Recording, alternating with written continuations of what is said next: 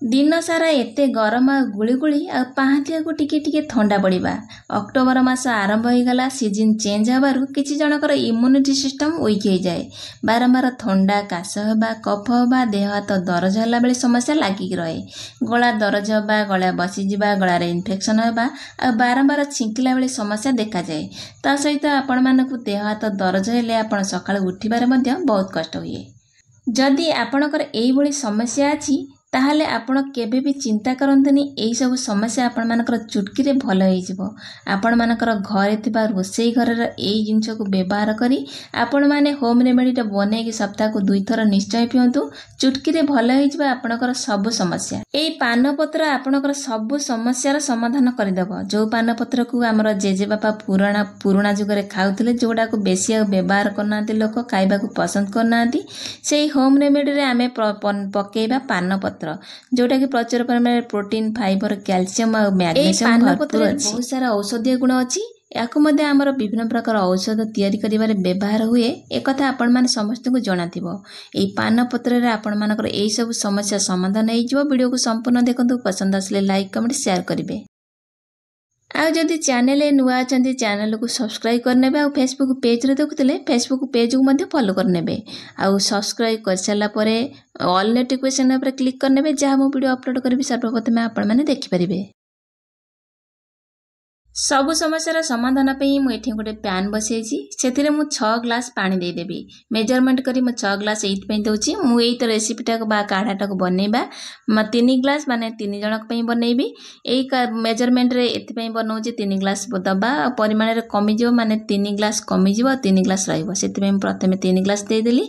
ता ऊपर किछि तेजपत्र को 2-3टा देई दबा, ताको फुटिबा पे छाडिबा।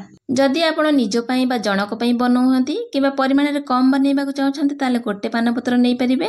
मु एठी जेहेतु 3 ग्लास बनेबी सेति पे बड़ बड़ पान 2टा नेछि। प्रथमे से पान पत्र को हमें चिरी नबा आ छोट छोट कर नबा। पान पत्र हमर डाइजेशन सिस्टम को इम्यूनिटी सिस्टम को स्ट्रांग करथाय आ डाइजेशन सिस्टम को मध्ये स्ट्रांग करथाय। पान पत्र को मत चिरी दली मान छोट छोट कर नबा, ताको हेमदस्तार दबा। एठी मु बहुत परिमाण टिके तुलसी पत्र नेछि। प्रथमे भलसे ताको 2-3 थर धोई आनिछि। तुलसी पत्रर परिमाण टिके अधिक रखिछि। जेहेतु 3 जन पई बनेबा तेनु तुलसी पत्र परिमाण टिके अधिक रहइबो। आपण जनक पई बनौथले टिके परिमाण कमै देबे। एई तुलसी पत्र आपणकर इम्यूनिटी सिस्टम को स्ट्रांग करथाय। आपण मान चाहिले आधरे ग्रीन टी बा हर्बल टी बनै कि पी परिबे। एटा स्किन ग्लो करबा सहित आपणकर इम्यूनिटी सिस्टम को स्ट्रांग करथाय। एठी खंडे डालचीनी नेछि। आपण चाहिले डालचीनी रो गुंड बा डालचीनी रो पाउडर मध्ये नै परिबे। एई डालचीनी आपण माने रोसई रे जे कोनच रोसई रे व्यवहार करंती सेई डालचीनी मु नेछि। आकु एथरे देई दबा। एठी नेछि खंडे कंचा हळदी, जोटा इम्यूनिटी सिस्टम रो बहुत बढ़िया पार्टटा। इम्यूनिटी सिस्टम स्ट्रांग करे, आपण मानक गट हेल्थ टाको इंप्रूव करे। आपण माने कंचा हळदी नथिबो जदि आपण माने गुंड हळदी मध्ये पकई परिबे। कंचा हळदीटा बहुत बढ़िया रिजल्ट दबो। जदि नाही ताले गुंड हळदी पकांतु। निश्चय एतरे कंचा हळदीटा ऐड करंतु। ता सहित 2टा मु नेछि बड़ साइज रा अळैच, बड़ अळैच बा कळा अळैच कहंती। एथुर जोड़े नबा, ताकु दबा। ता सहित मु 6 रु 7टा नेछि लवंग, जोटा लवंग को आपण माने जदि पाटी रे जाके स्मेल भलो हुएनी। ता सहित डाइजेशन भलो हुए, पाटर बड़ दुर्गंध को दूर करे। आ डाइजेशन सिस्टम रे मध्ये लंग बहुत भलो काम दिए। इम्यूनिटी सिस्टम मध्ये स्ट्रांग करे। ता सहित जोड़ा नेछि पान मधुरी। पान मधुरीटा हम पकेबा, एटा डाइजेशन पे बहुत बढ़िया काम करे। इम्यूनिटी सिस्टम मध्ये स्ट्रांग करे। पान मधुरी को टिके देई दबा। गोटे चमच रो टिके कम नेछि, बड़ चमच ने आधा चमच रो टिके अधिक रखिछि। आपण निज हिसाब रे जति जनक पई बनेबे सेही हिसाब रे परिमाण को कम किबा अधिक करि परिबे। एठी 3टा नेछि छोट गुजराती। गुजराती देले आपण मानकर मध्ये डाइजेशन सिस्टम स्ट्रांग करबो।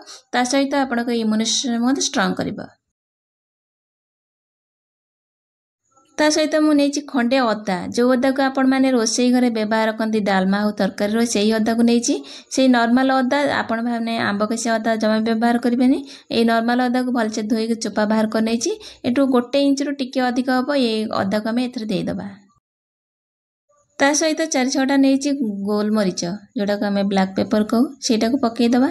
ताको हमें टिके दर छेचा करबा, पूरा पेस्ट करबानी। टिके हल्का दर छेचा माने टिके जेमतिका तार रस बाहरी जिवो सेमति तुलसी पत्र, पान पत्र आ सब गुडा को गोटा मसाला सहित कंचा हळदी अदा को टिके दर छेचा करनबा।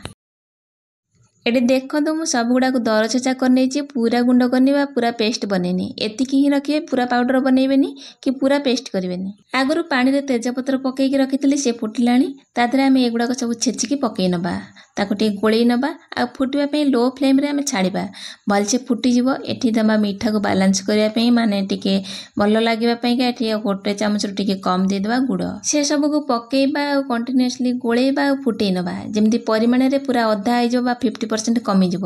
ये आमर रेडी होगला होम रेमेडी काढ़ा। आपण मैंने यही वर्षा दिन सरिबा परे शीत दिन आरंभ है आपण मानकर जेकोसी प्रोब्लेम अच्छी सप्ताह को थरे 2 थर कि 3 थर बनईकी पियंतु पिला मानकु दियंतु सुस्थ रुहंतु। ए काढ़ा को छाणी सारा पर आपण मैंने जो बड़ी पड़ी इनग्रेडिएंट फोपाड़ेनि आपको आम व्यवहार करवा केमी व्यवहार करा मुझे निश्चय कहबी।